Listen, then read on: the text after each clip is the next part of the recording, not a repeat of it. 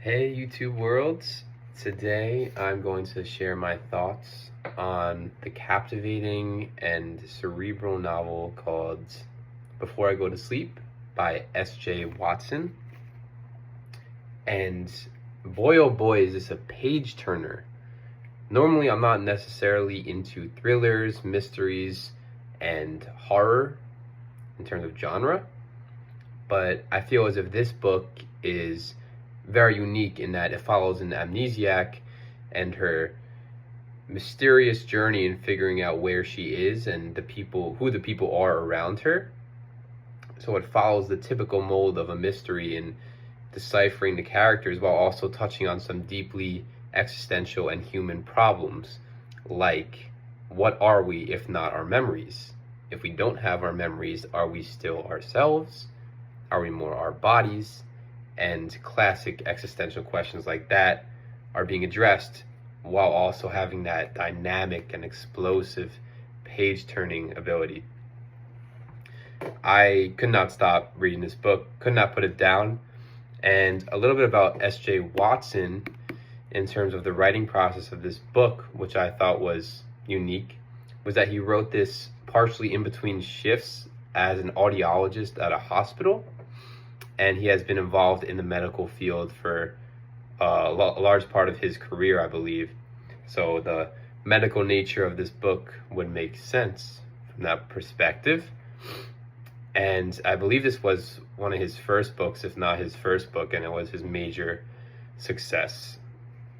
Really wonderfully written, and I'll just cover a brief synopsis of what goes on in the book and the main narrative of the book. So another thing about this book which is so unique is the framing, which I found very interesting in the way that it follows this amnesiac, and her name is Christine. She basically opens up her narrative by waking up, not knowing who she is in the mirror, where she is, or even the person who's sleeping next to her, which is her husband named what's her husband's name?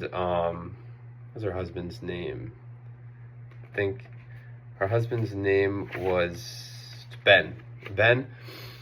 And it's a very, discombobulated situation, and she ends up meeting this doctor named Dr. Nash, who calls her and lets her know that he's been helping her with her amnesia and figuring out the best way to go about trying to get tests and scans, fMRIs, things along that line to have a chance of living a life that we deem as normal and full of memories and recollections that anybody should have the right to. But here's the catch. Her husband Ben doesn't know she's been seeing this man, Dr. Nash, this doctor, and it creates this tension and very captivating narrative. That's why is she seeing him secretly? Why does Ben not know? Is Ben bad? Is Dr. Nash bad? What is the accident that really caused this trauma?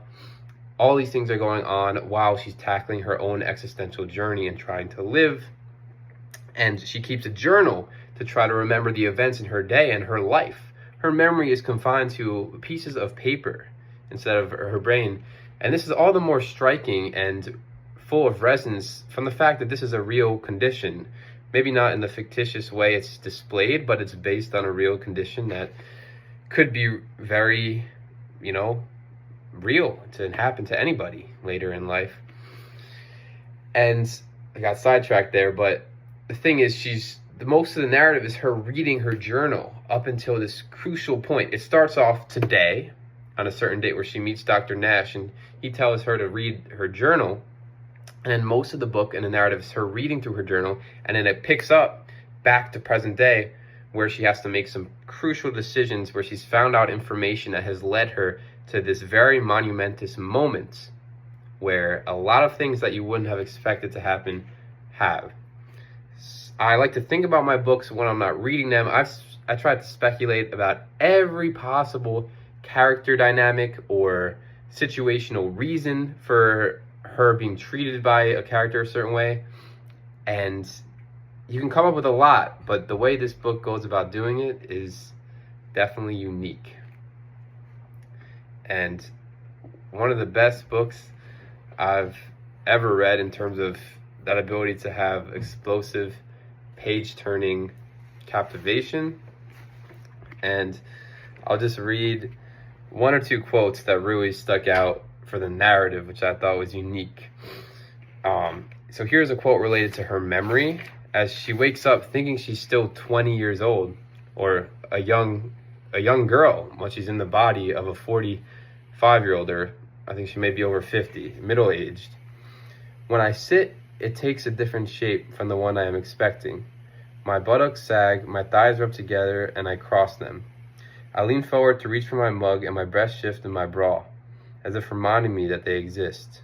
I shower and feel a slight wobbling of the skin under my arms, barely perceptible. There's more of me than I think. I take up more space than I realize. I am not a little girl, compact, my skin tight on my bones, not even a teenager, my body beginning to lay down its fat. So even through the lens of the body itself, there's this alarm and,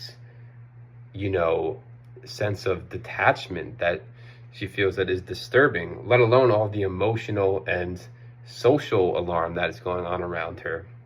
And the way that's expressed was really well done. And one more little quote I'm going to go over is, another quote relating directly to amnesia. I thought this was a fascinating way to capture that element of amnesia, that you can remember certain tasks and procedural activities, but core memories are lost, and kind of that dissonance between the two, that you may know how to write and how to drive a car, but you don't know who you are, or you don't know your own father. And this was really an interesting quote that was written down. I go downstairs and make myself a cup of tea. Boiling water, a tea bag. Don't let it stew too long, and don't compress the bag with the back of the spoon, or you'll squeeze out too much tannic acid and the tea will be bitter. Why do I remember this? Yet I don't remember giving birth. So it captures that alarm and horror of what it must be like living like that.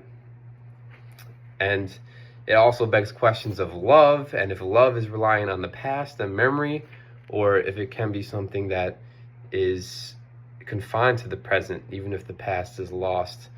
And the whole entire narrative is really well done. Not usually a suspense thriller reader, but this one caught me by surprise, and I definitely recommend it. If you have read this, I would love to hear your thoughts as well, or any other thriller recommendations that seem similar to a book like this. And keep being awesome. Peace and love, everything in between.